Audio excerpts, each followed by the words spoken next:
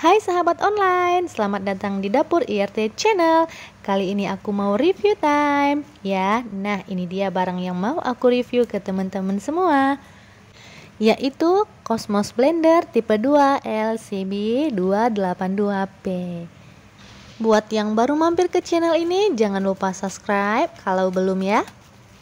Oke, ini mau langsung aku bedah aja ya teman-teman. Berhubung juga aku udah penasaran banget nih. Dan untuk tampilan cover depannya ini menurut aku sangat cantik dan super simple ya bun. Nah, nggak cuman itu ya, nanti aku juga bakal review ke teman-teman semua before dan after dari aku memblender biji ketumbar ya. Jadi stay tune terus, oke. Nah, untuk ketebalan dus atau packaging dari blender ini menurut aku biasa aja ya teman-teman, nggak terlalu tebal banget dan nggak terlalu tipis ya. Oke, untuk tampak dari sampingnya ini ngejelasin spek dari si blendernya teman-teman. Sama halnya tampak dari depan, memperlihatkan beberapa item produk yang kita dapatnya teman-teman dari membeli produk si Cosmos ini. Oke, sip dah, waktunya kita unboxing. Dan hal yang pertama aku lihat adalah busa yang sangat tebal ya, seperti ini bun. Dan di paling atas kita langsung ketemu untuk pertama kali dengan tutup blender beserta 2 sendoknya ini ya bun. Nah, sebelum kita lihat penampakan dari si blendernya, mari bun kita singkirkan dulu ya si dus yang sangat tebal ini. Dan juga yang bikin nilai plusnya bun, yaitu si dus tebal ini ya. Karena menurut aku dus ini pasti berfungsi banget nih untuk menghindari pecah atau kerusakan barang pada saat pengiriman ke alamat kita ya. Dan untuk blender yang series ini aku dapat 3 item ya bun. Dan apa aja? Nah, aku dapat goblet plastik kapasitas 2 liter ya teman-teman. Kemudian ada dry mill, kemudian juga ada wet mill. Seperti ini teman-teman penampakan dari mesin blendernya. Menurut aku warnanya ini cantik ya teman-teman. Desainnya simple dan elegan menurut aku. Dan yang pasti harganya sangat terjangkau dong. Dan di atasnya ini sudah ada wadah dari dry millnya ya teman-teman, yaitu penggiling untuk bumbu keringnya. Kemudian ini ada goblet plastiknya yang kapasitas 2 liter teman-teman. Nah, ini bisa teman-teman gunakan untuk memblender jus atau menggiling bumbu dengan jumlah yang banyak. Nah, untuk ketiga item ini aku akan rapikan dulu dan jangan kemana-mana, aku akan balik lagi. Dan begini penampakannya setelah aku rapikan. Dan ini mau aku review satu persatu ya teman-teman. Jadi ini aku singkirkan dulu dia ke belakang. Oke, di depan aku sudah ada wadah dari dry mill, yaitu penggiling untuk bumbu keringnya. Kemudian bahan dari wadahnya ini sendiri bun bukan terbuat dari kaca ya, tapi ini terbuat dari bahan plastik. Nah, untuk surat cinta dari Cosmos ini usahakan jangan dibuang ya bun, tapi disimpan. Karena bila mana terjadi kerusakan barang yang udah kita beli bun, bisa kita klaim atau retur lagi nih, selama surat cinta ini masih ada di tangan kita. Next, untuk mesinnya ini desainnya cukup simpel tapi cantik dong ya. Terus nggak bikin berat bun, cukup nggak jadi beban buat diangkat ya. Nah, ini bun yang paling bikin aku suka banget. Di bawah kaki mesinnya ini terdapat 4 pengikat yang terbuat dari karet ya bun. Terus kalau kita letak si blender ini ke keramik bun, si karet ini berfungsi untuk mencengkram ya bun, biar blendernya nggak lari ke kanan dan ke kiri. Nah, ini aku sampai lupa mau ngeliatin ke teman-teman semua segimana panjang dari kabel Cosmos ini ya. Untuk panjang kabelnya ini 1 meter lebih sedikit ya bun. Jadi ini kabelnya nggak sampai 2 meter. Nah, buat bunda di rumah yang punya colokan listrik agak jauh dari dapur, mungkin agak sedikit repot ya. Bun, ada satu hal yang bikin aku sangat penasaran, yaitu ini ada selang bun di dalam mesinnya ya. Nah, ini dia bun. Dan ternyata fungsi dari selang ini adalah buat mengeluarkan sisa-sisa dari tumpahan air bumbu blender kita. Wow, sebuah inovasi dong ya untuk Cosmos. Dan air yang keluar dari wadah blender kita bakal keluar dari lubang kecil ini ya bun. Next, kita review goblet plastik kapasitas 2 liter dari Cosmos ini. Oke, di bagian atas terdapat 1 buah tutup yang berukuran kecil seperti ini ya teman-teman. Kemudian untuk tutup blendernya sendiri ini sudah didesain menyatu dengan wadah dari blendernya sendiri ya bun.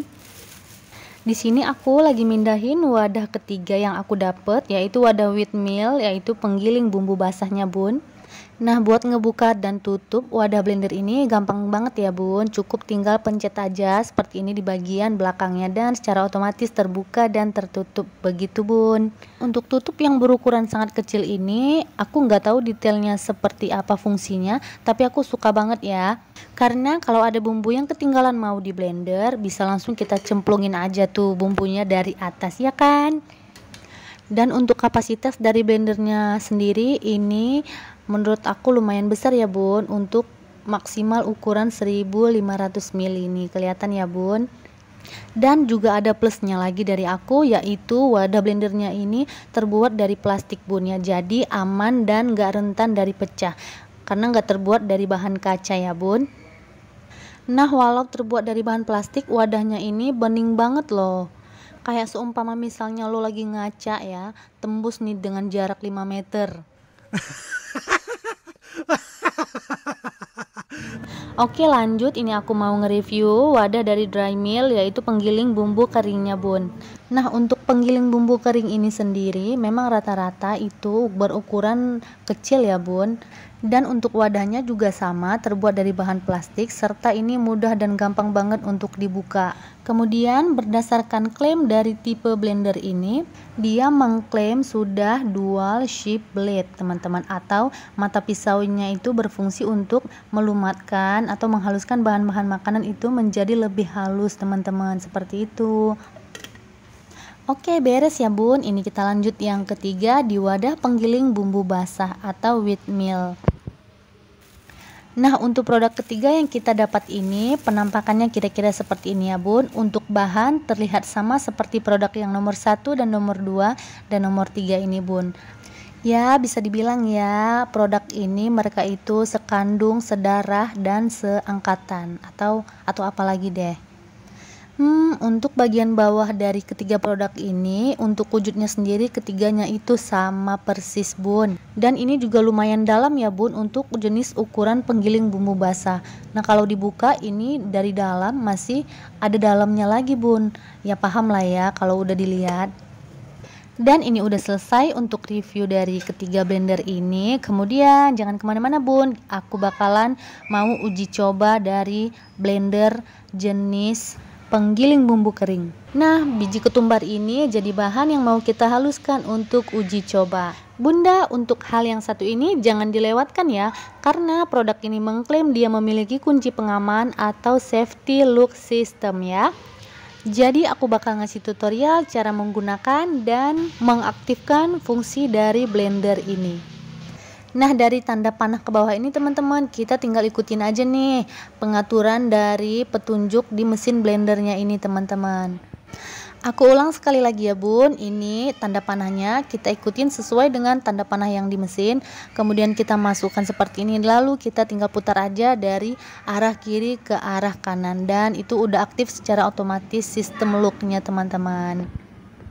Oke, kalau udah seperti ini tinggal kita tekan tombol kecepatannya ya bun. Itu menyesuaikan aja dengan kemauan dan keinginan kalian.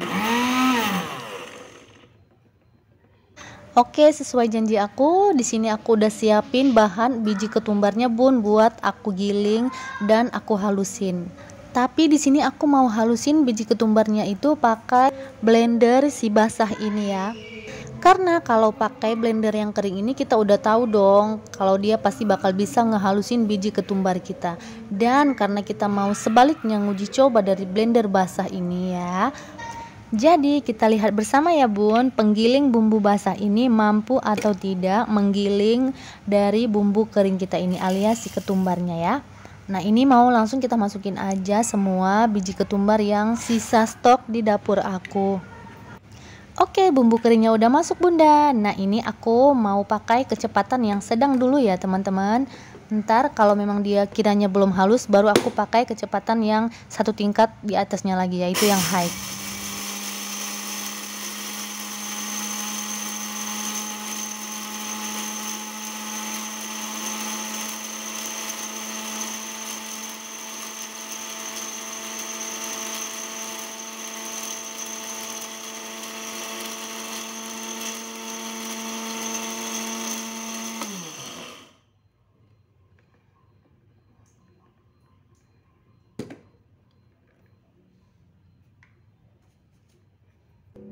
Nah, untuk di kecepatan sedang ini ya teman-teman, atau di kecepatan rendah ini teksturnya masih belum halus ya teman-teman, masih sedikit terlihat kasar seperti ini. Dan ini mau aku blender lagi menggunakan kecepatan yang high, yaitu kecepatan tinggi.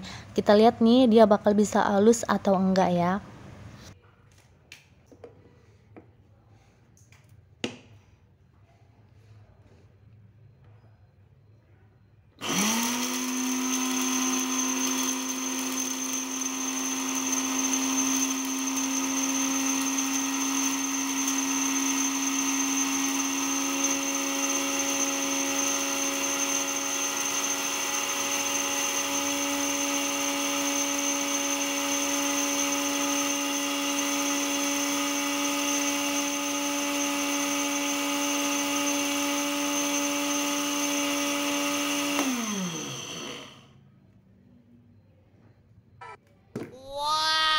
Dan ternyata dia bisa halus ya bun. Ini udah jadi bubuk tuh ya, sudah jadi bubuk ketumbar dari biji yang tadi bulet-bulet ya tuh ya.